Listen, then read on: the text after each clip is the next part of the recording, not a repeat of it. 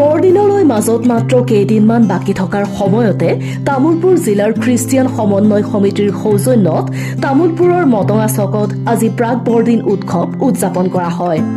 পুৱাৰে পৰা অনুষ্ঠিত হোৱা প্ৰাক বৰদিনৰ উৎসৱত প্ৰভু যীশুৰ ওচৰত প্ৰাৰ্থনা, বাইবেল পাঠৰ লগতে অসমীয়া বড়ো চান্তালী নৃত্য প্ৰদৰ্শন কৰা হয়। ইয়াৰ পিছতে ভয় নকৰিবা মূল বিষয় হিচাপে লৈ নিৰ্দিষ্ট বক্তব্য ৰাখে হৰিশিঙা খ্ৰীষ্টিয়ান সমন্বয় সমিতিৰ প্ৰাক্তন কাৰ্যবাহী সম্পাদক সন্তোষ দৈমাৰীয়ে। আমি এই সময়তে প্ৰভুক ধন্যবাদ দিছোঁ। এই বছৰ আমি তামুলপুৰ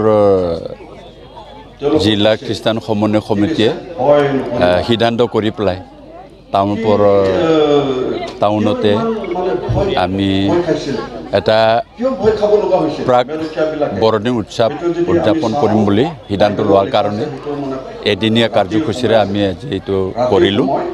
ইয়াত আমি দেখিলোঁ আমাৰ খ্ৰীষ্ট ভাই ভনীবিলাকে বিভিন্ন মণ্ডলীৰ তামুলপুৰ জিলাৰ আৰু আমাৰ জিলাৰ বাহিৰতো বাহিৰৰ জিলাসমূহৰ পৰাও আমাৰ খ্ৰীষ্ট ভাই ভনীবিলাক আহি পেলাই সহায় সহযোগিতা কৰিছে। আমি তেওঁলোকক ধন্যবাদ জ্ঞাপন কৰিছোঁ। আৰু ইয়াৰ দ্বাৰাই আমি খ্ৰীষ্ট বিশ্বাসীবিলাক একগোট হৈ পেলাই এসাঁজ ভাত খোৱাৰ এইটো এটা আয়োজন কৰিছোঁ। আৰু লগতে ঈশ্বৰৰ বাক্য, বাইবেলৰ বাক্য আমি এই উদযাপনত আমি নিৰ্দিষ্ট বক্তাৰ পৰা আমি গ্ৰহণ কৰোঁ। আমাৰ আত্মীয় হিচাপে আমাৰ বিশ্বাস আছে যে আমাৰ প্ৰভুৱে গোটেই বছৰটো আমাক পৰিচালনা কৰিলে।